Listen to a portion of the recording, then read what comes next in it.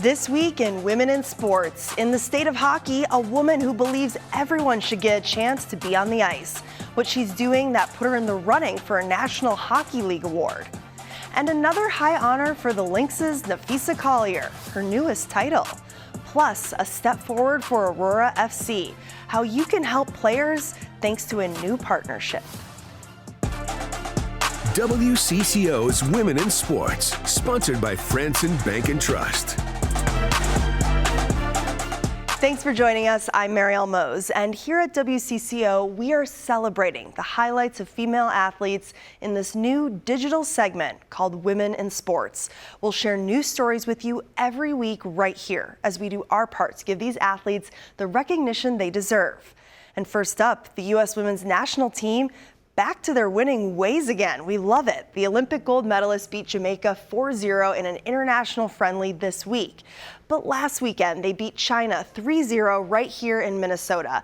Head coach Emma Hayes leaned heavily on inexperienced players for the match at Allianz Field, since 15 of them on the roster have 20 or fewer caps. I caught up with the team before the big game. It was only a year ago they played here with a brand new head coach, Emma Hayes. And being able to kind of start, the Emma Hayes era, if you will, here, and then now kind of coming back a year later, post gold medal and post the things we've done, is going to be really special. Midfielder Sam Coffey enjoys playing in Minnesota because of the strong fan base. It's such a passionate soccer community. I think every time we do play here, it's always such a great crowd specifically for women's soccer and supporting women's sports. In the past year, this team has won a gold medal at the Paris Olympics. I think for me, it really created this insatiable hunger to just keep pushing. This is a 24-person training camp roster with a lot of experience, but 4 of them are still teenagers, the youngest being 17-year-old midfielder Lily Johannes. There's obviously that pressure that comes with it, but like we say, it's a privilege. Being back here is a full circle moment for her. It's where Johannes made her national team debut as a 16-year-old and scored her first goal. On her debut, Lily Johannes scores! I think obviously when it's a first, you always remember every detail of it, and this place definitely holds a special place in my heart. And the team's next match is June 26 against Ireland, and that'll be in Colorado. Well, Minnesota Aurora FC is now the first USL W League team to partner with a name, image, and likeness, or NIL collective. Northern Lights Collective works with independent players with a focus on women's soccer.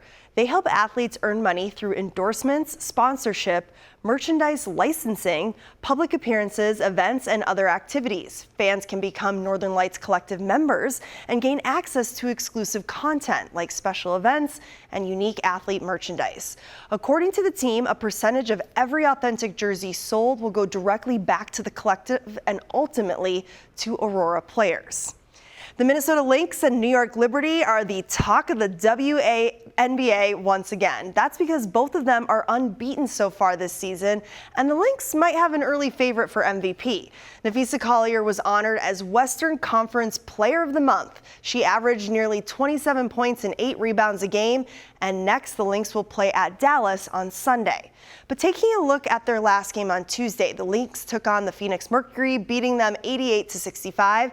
This moved Minnesota to an 8-0 record for the 4th time in franchise history, the same amount as all other WNBA teams combined. And as Coach Reeves says, the league has a weapon that they already know about, and that's Courtney Williams, who's not afraid of the big moment.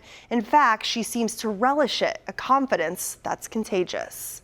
And her confidence is unprecedented. And she says she ain't going to change, and I don't want her to change. Certainly don't want her to change. If I really need to regulate her shots, I can do it. But I don't ever want her, she knows, in big moments, she wants to step up and take those shots. And the Lynx will soon celebrate Seimone Augustus. The team will have a special pregame ceremony and banner unveil on June 14th before their game against the LA Sparks. This comes as the 4-time WNBA champion received her 2024 Naismith Memorial Basketball Hall of Fame and Women's Basketball Hall of Fame inductions.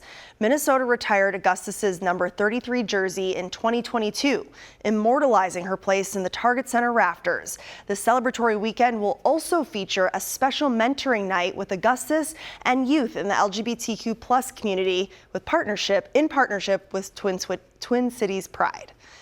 Well, in hockey, a blue line duo from the defending champions, the Minnesota Frost, are heading to the PWHL's expansion team in Vancouver. That's Claire Thompson and Sophie Jacks. They start the league's expansion signing period this week. The two expansion teams, Vancouver and Seattle, are allowed to sign up to 5 players who are either left unprotected by their current teams or eligible to become unrestricted free agents. And then they will take part in the expansion draft on Monday. After that, each team will have a dozen players that they can then fill out their rosters during the league's draft on June 24th and during the league's free agency period. Well, speaking of hockey, a Minnesota woman has been helping grow the game for all players for nearly 2 decades. She was among 500 people nominated for the NHL's Community Service Award and, get this, made the top 3. Let me introduce you to Toni Gillen. They're the heroes. They have such drive and such tenacity and such never give up spirit. Toni Gillen spends most of her days working with athletes who prove there are no limits. As the Minnesota Diversified Hockey Director, she helps 5 different disciplines get out on the ice: special and sled hockey, warrior hockey for injured veterans, blind hockey, and deaf and hard of hearing hockey. I would play with my brothers on outdoor rinks, but we weren't allowed to play games.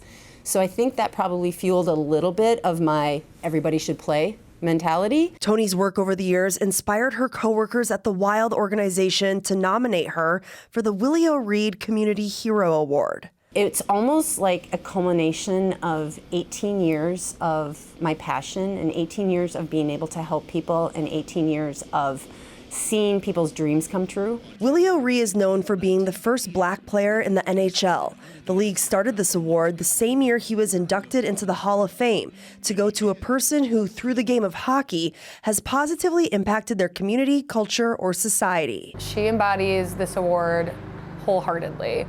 She is so dedicated to the growth of hockey, not just for able-bodied athletes, but for all athletes. Bella Iverson with the Wild says what stands out the most to her about Toni. Her work with Diversified Hockey is all volunteer. Her full-time job is working as a night nurse at Gillette Children's Hospital. That's a lot of hours and at odd hours, and would normally maybe put someone, out for the count during the day, but Toni, she works tenfold and she's, also working during the day. So she's kind of 24/7. When asked how Toni does it all on very little sleep. The people that are involved with this sport and their families and just their desire to be able to be a part of something is really what kept me going. Again, Toni is one of 3 nominees to make it to this final round for the award, and the winner will be announced this month and gets $25,000 to donate to the charity of their choice. Toni says she would like to donate that money back to Minnesota Diversified Hockey for more sleds and to cover the cost of ice time, jerseys, and travel for the players. Good luck to Toni. Well, the Athletes Unlimited Softball League launches this weekend. Opening day games are being held in Rosemont, Illinois and Wichita, Kansas. This comes about a week after the commissioner of the MLB announced they're investing in the new Women's Professional Softball League.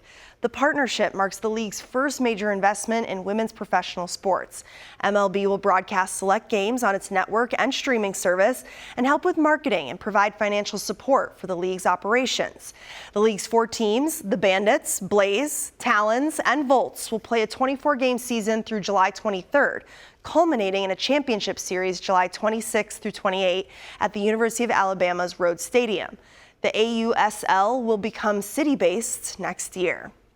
And here's an interesting story out of California. A high school softball team not far from Sacramento came in 3rd in the state tournament. But get this, they also raised enough money to get their field new lights. And their fundraiser was a complete social detox. All 27 members of the team ditched their smartphones for flip phones for a month.